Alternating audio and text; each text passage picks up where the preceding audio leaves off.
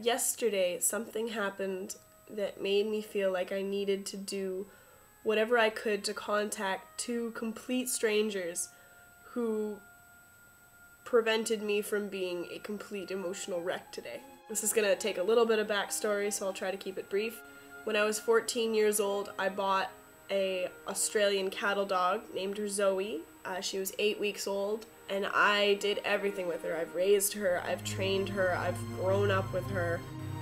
Anyone who knows me knows that my dog means everything to me. I mean, I made a puppy book. I have a puppy book which has like her puppy pictures and her weight and her family tree, and I mean, in my defense, I was 14 when I made it, but it gives you an idea of the kind of relationship that I have with my dog. I'm cautious with my dog. I don't take any risks with her. The dog has goggles for when we're in the car so that she can stick her head out the window and I don't have to worry about rocks hitting her in the eye and blinding her or something. When I lived in Victoria, we'd go out in this stupid little dinghy boat, and Zoe would always want to come out with us, but then we'd go out too far and she would get tired. So I actually purchased her a life jacket so that she could come out and swim with us, and then when she got tired, she could just float and we'd drag her along. She's 8 years old now. Yesterday, I left Kitsilano to visit my dad in Langley. I have a hatchback. It's a Mazda 3 hatchback. And I took Zoe with me, because she comes everywhere with me.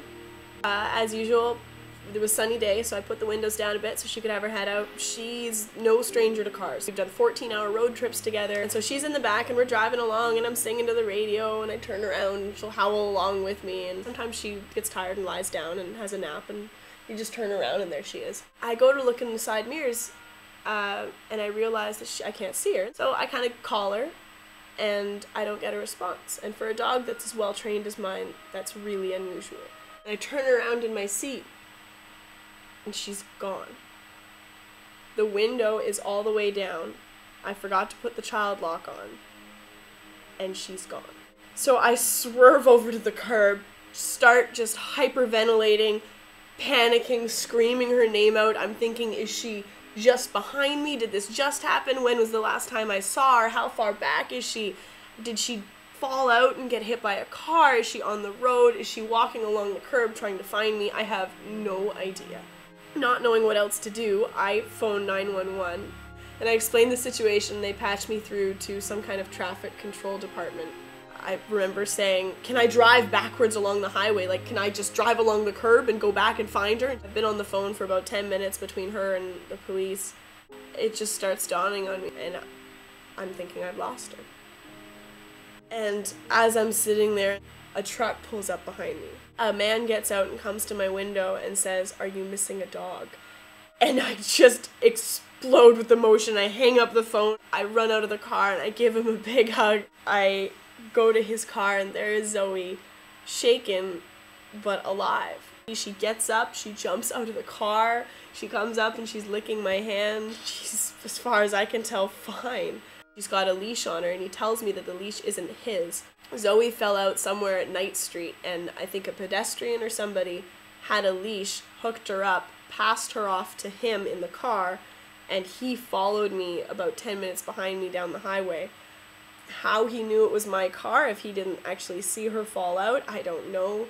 There were just so many examples in here of just dumb luck. Dumb luck that she didn't die when she fell out of the car. Dumb luck that she didn't get hit by another car on the road. It was a busy highway. So anyways, update. She's fine. She's bandaged up. She's a little shaken. No internal bleeding, no broken bones. I immediately came home and took her to Paws and Claws Animal Hospital. They're amazing. They were fully booked, but they slotted her right in and looked her over. So to other drivers, thank you so much for being on the ball enough to not hit my dog. Thank you so much to the person with the leash who found my dog. Thank you a million times to the guy in the truck who delivered my dog. There are not words enough in the English language to express how thankful I am to have her back. And I just hope that this video makes it to somebody who knows somebody who saw this yesterday and makes it back to those two, or maybe more. I don't know how many people were involved, but thank you so much.